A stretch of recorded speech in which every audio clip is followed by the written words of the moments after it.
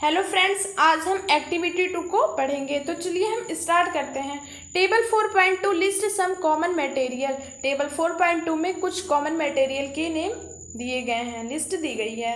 You can also add more material in column 1 that are known to you. इसके अलावा भी आप और भी मटेरियल के नाम उसमें ऐड कर सकते हैं कॉलम 1 में, जो आपको पता हो, जो आप जानते हो। Now try and think of everyday object you know that are made mainly of these material and list them in column 2. अब आप प्रयास करके अपनी जानकारी की डेली यूज़ में आने वाली उन ऑब्जेक्ट के बारे में डिस्कस कीजिए और नॉर्मली उन्हीं मटेरियल से बनी और भी ऑब्जेक्ट को कॉलम 2 में ऐड करिए। ठीक है, तो चलिए हम पढ़ते हैं टेबल 4.2।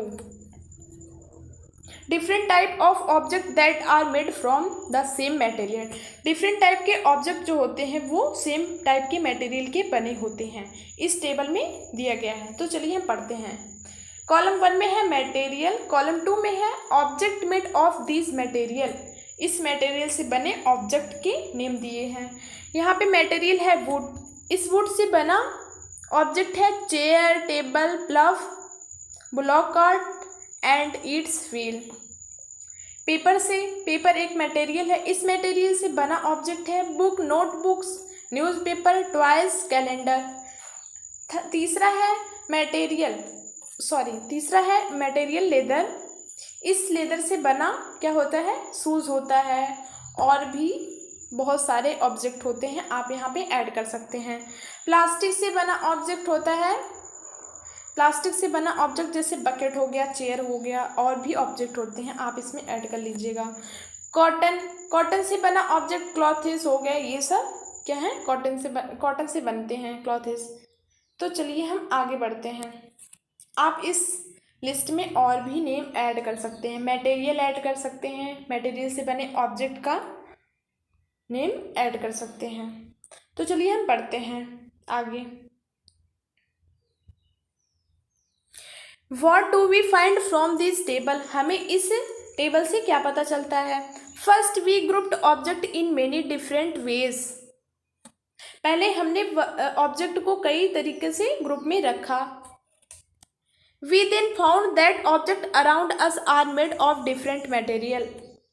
और हमने यह देखा, इसके बाद हमने यह देखा कि हमारे चारों ओर जो भी ऑब्जेक्ट्स हैं वो डिफरेंट मटेरियल से बनी हैं।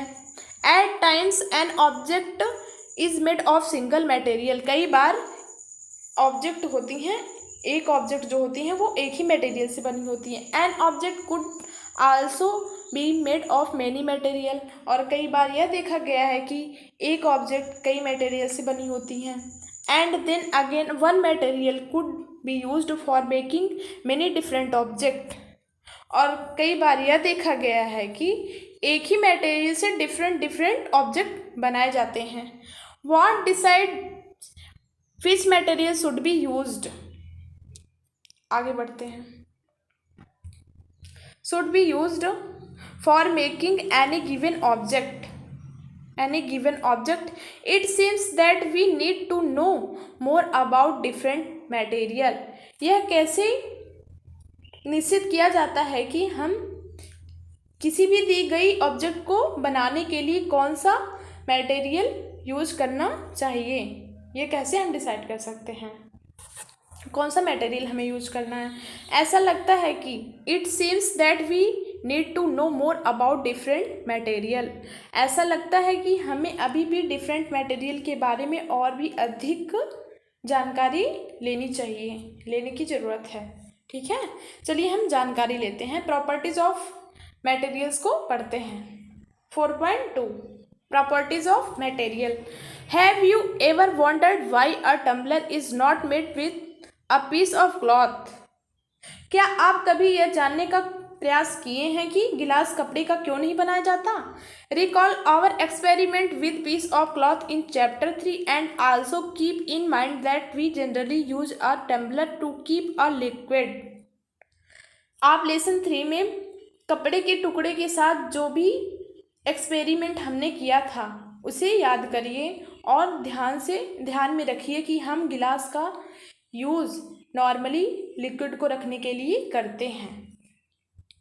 Therefore, would it not be silly if we were to make tumbler out of cloth? Figure 4.2 में दिया गया है। इसलिए अब यदि हम कपड़े का गिलास बनाएं तो क्या हमारा यह वर्क जो है, जो हम कपड़े का गिलास बनाएंगे, यह काफ़ी हंसीदार लगेगा। What we need for a tumbler is glass, plastic, metal or other such material that will hold water. ये हमारा जो ग्लास होता है ये प्लास्टिक का, मेटल का और अदर मटेरियल का बनाया जाता है जिसमें हम वाटर को होल्ड करते हैं। चलिए आगे बढ़ते हैं। Similarly, it would not be wise use paper like material for cooking. इसी तरह से हम खाना पकाने के लिए जो भी वेसल बनाने के लिए कागज़ का उपयोग करना भी कोई बुद्धिमानी का कार्य नहीं माना जाता। जैसे कि अगर हमें फूड को कुक करना है तो उसके लिए हमें कोई पॉट बनाना होगा, तो क्या हम पॉट को कागज़ से बनाएंगे? नहीं। अगर कागज़ से बनाएंगे तो यह सही नहीं है। कागज़ में हम फूड को कुक नहीं कर सकते, यह कोई बुद्धिमानी का कार्य नहीं है। चलिए ठीक है, आगे बढ़ते हैं। यहाँ पे फिगर में दिखाया गया है एक गर्ल्स है, वो क्या बनाई है? क्लॉथ का ग्लास बनाई है, उसमें वाटर डाल रही है। तो क्या वाटर उसमें रुक रहा है? नहीं, वाटर की ड्रॉप देखिए नीचे गिर रही है। ठीक है, आगे बढ़ते हैं।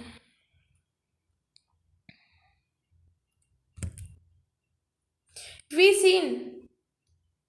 see then that we choose a material to make an object depending on its properties and purpose for which the object is to be used.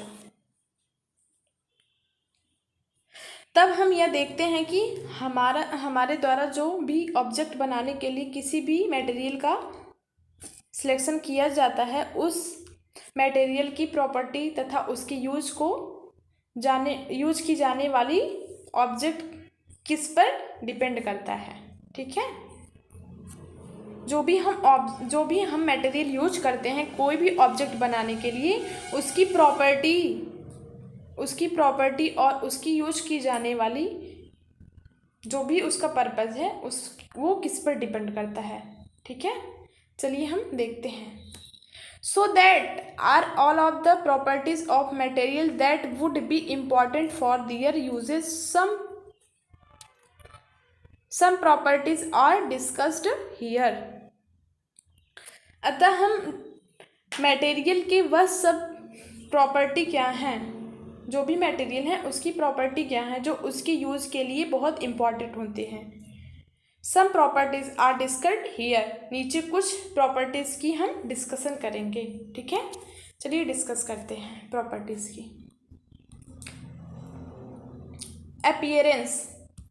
Appearance, इसको हम दिखावट कहते हैं हिंदी में।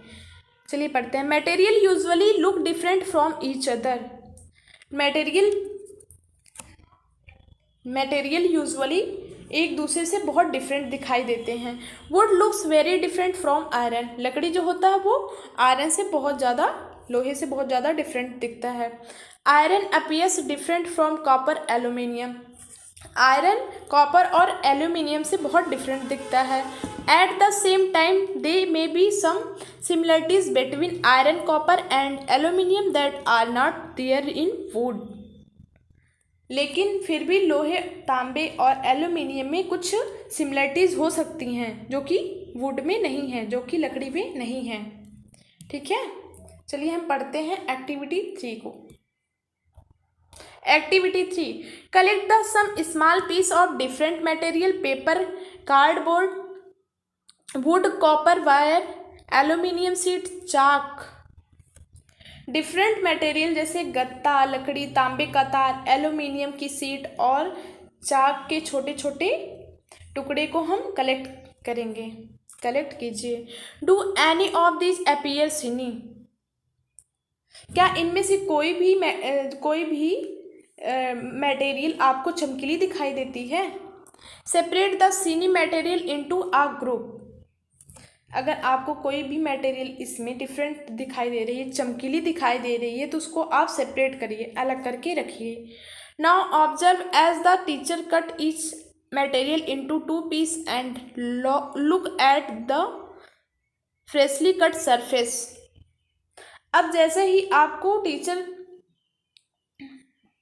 एक एक पदार्थ या मटेरियल को 2 पार्ट्स में कट करेगा, तो उसमें क्या होगा, look at the freshly cut surface, आपको फ्रेश सरफेस दिखाई देगा। जहाँ से आप मटेरियल को 2 पार्ट में कट करेंगे, वहाँ से उसका सरफेस जो है फ्रेश दिखाई देगा। व्हाट डू यू नोटिस, आपको क्या दिखता है, आप क्या नोटिस करते हैं। आगे बढ़ते हैं। Does the freshly cut surface of some of this material appear shiny, आपने क्या पाया, क्या इन मटेरियल में कुछ के फ्रेशली कट किए हुए जो सरफेस हैं वो चमकीले हैं। Include this object also in group of सिनी मटेरियल, इन ऑब्जेक्ट को भी चमकीले मटेरियल के ग्रुप में ऐड करिए, रखिए। चलिए हम पढ़ते हैं आगे। Do you notice such a shine और lustre in other material, cut them any way as you can, क्या आप डिफरेंट मटेरियल में इसी प्रकार की कोई चमक देखते हैं। Repeat this in the class with as many material as possible and make a list of those with or without luster, जैसे भी पॉसिबल हो सके आप किसी भी तरीके से इसको काटिए और बार बार अपनी क्लास में यह जितने भी मटेरियल के साथ कर सकते हैं करिए। पहले कट करिए, फिर उसके सरफेस को देखिए कि उसका कटा हुआ जो सरफेस है वो चमकीला दिखाई दे रहा है, उसको बार बार आप रिपीट करिए, ठीक है। चलिए आगे बढ़ते हैं। Instead of cutting you can rub the surface of material with sand paper to see if it has lustre, जहाँ पे आप कट किए हैं काटने के स्थान पर आप मटेरियल के सरफेस को रेगमाल से रब करिए, रगड़ कर यह देख सकते हैं कि वह जो मटेरियल है वह चमकीला है या नहीं, ठीक है। चलिए आगे बढ़ते हैं। यहाँ पे cutting piece of material figure में दिया हुआ, see if they have lustre, यहाँ पे पहले यहाँ पे देखिए एक मटेरियल दिया हुआ है, इस मटेरियल को हम बीच से कट करेंगे तो यहाँ पे ये सरफेस है, इस सरफेस को देखेंगे कि ये सरफेस चमकीला है या नहीं, ठीक है। चलिए आगे बढ़ते हैं।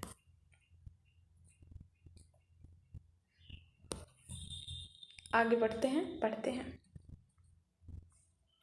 Materials that have such luster are usually metals, material जिनमें इस प्रकार के इस तरह से चमकीले होते हैं उनको हम मेटल कहते हैं। ऐसे मटेरियल जो चमकदार होते हैं उनको हम मेटल कहते हैं। Iron, copper, aluminium and gold are example of metals, iron, copper, aluminium और गोल्ड क्या है, मेटल का एग्जाम्पल है। Some metals often lose their shine and appear dull because of the action of air and moisture, कुछ metal ऐसे होते हैं जो कि अपने चमकीलेपन को खो देते हैं, वो डल हो जाते हैं क्योंकि वो क्या करते हैं, एयर और मॉइस्चर से रिएक्शन कर लेते हैं और उनका कलर जो होता है डल हो जाता है, वो अपने चमकीलेपन को खो देते हैं। We therefore notice the lustre only on the freshly cut surface,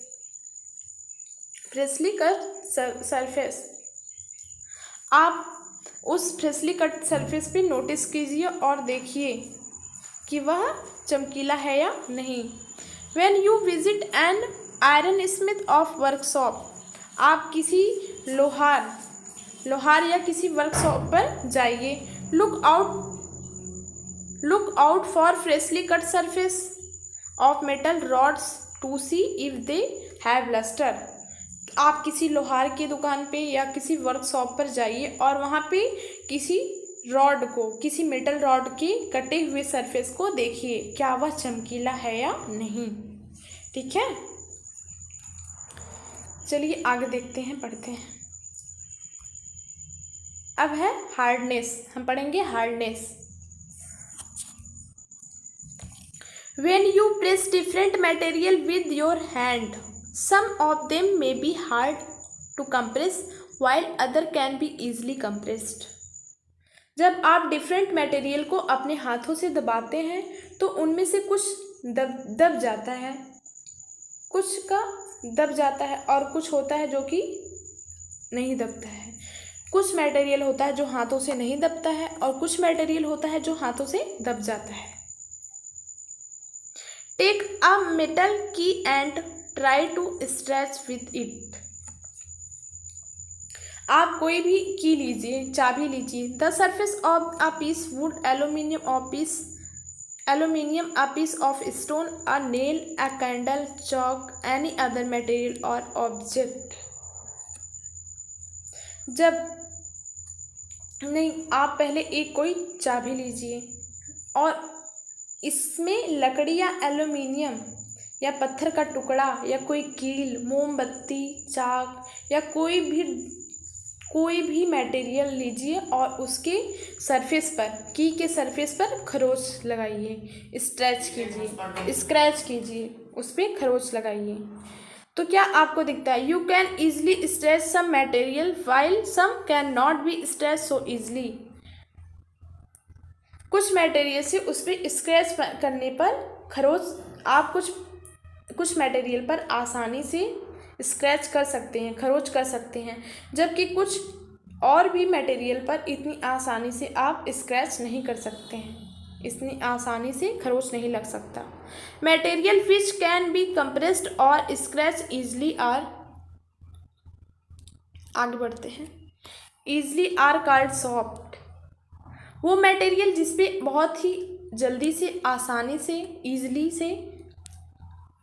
easily से स्क्रैच लग जाए उसको हम सॉफ्ट कहते हैं।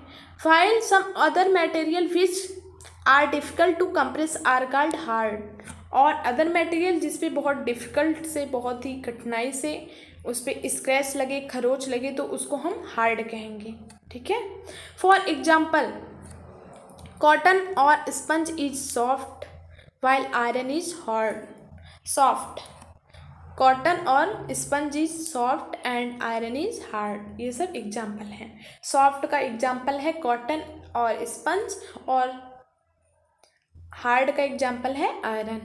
ठीक है, चलिए हम आगे बढ़ते हैं। In appearance material can have different properties like lustre, hardness, be rough और स्मूथ।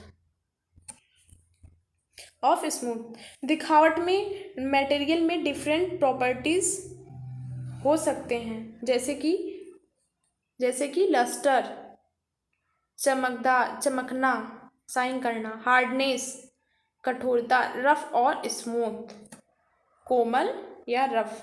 ठीक है, ये इसके क्या हैं? डिफरेंट प्रॉपर्टीज हैं। किसकी? मटेरियल्स की। मटेरियल्स की क्या प्रॉपर्टीज दी गई हैं? लस्टर्स, हार्डनेस, बी रफ और smooth. Can you think of other properties that describe the appearance of a material?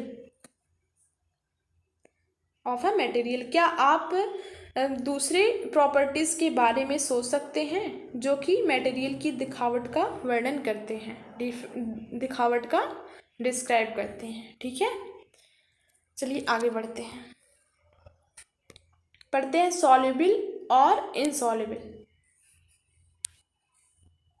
जो घुल जाते हैं वाटर में उनको सॉल्युबल कहते हैं, और जो वाटर में नहीं घुलते हैं, कोई भी सॉल्यूट हो, जो हम वाटर में उसको ऐड करके उसको सॉल्यूशन बनाएंगे, अगर वो उसमें डिज़ोल्व हो गया तो उसको हम सॉल्युबल बोलेंगे, और जो डिज़ोल्व नहीं हुआ उसको हम इनसॉल्युबल बोलेंगे। ठीक है, तो चलिए हम एक्टिविटी 4 को पढ़ लेते हैं। Activity 4. Collect sample of solid substance such as sugar, salt, chalk powder and sand and sawdust.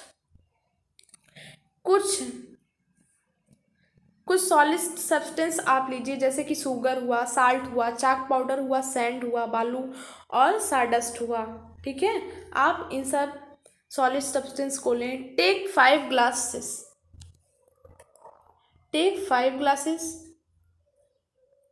Beakers, और 5 ग्लास या बीकर लीजिए। Fill each one of them about 2/3 of water, और सभी 5 ग्लास में या बीकर में आप 2/3 में वाटर ऐड करिए। Add a small amount of spoon full of sugar to the first glass, आप फर्स्ट ग्लास में 1 स्पून शुगर डालिए। साल्ट ऑफ सेकेंड ग्लास, और दूसरी ग्लास में 1 स्पून साल्ट डालिए। Similarly add some small amount of other substance into other glass, ऐसे ही other substance को अदर ग्लास में ऐड करिए। ऐसे ही 5 ग्लास में हम 5 सब्सटेंस को ऐड कर लेंगे, 5 सब्सटेंस को ऐड कर लेंगे।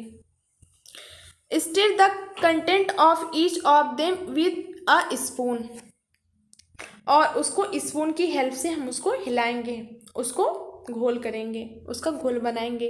Wait for a few minute, और कुछ मिनट वेट करेंगे। Observe what happens to the substance added to water, क्या आपको क्या दिखाई देता है, आप क्या ऑब्जर्व करते हैं? क्या सब्सटेंस जो थे उसमें ऐड हो गए, जो सब्सटेंस हमने उसमें वाटर में ऐड किए थे उससे हम क्या ऑब्जर्व करते हैं, हमें क्या दिखता है? चलिए पढ़ते हैं आगे। Note your observation as shown in table 4.3, आप 5 ग्लास या बीकर में जो भी ऑब्जर्वेशन करते हैं उसको टेबल 4.3 में लिखिए, दिखाइए। ठीक है,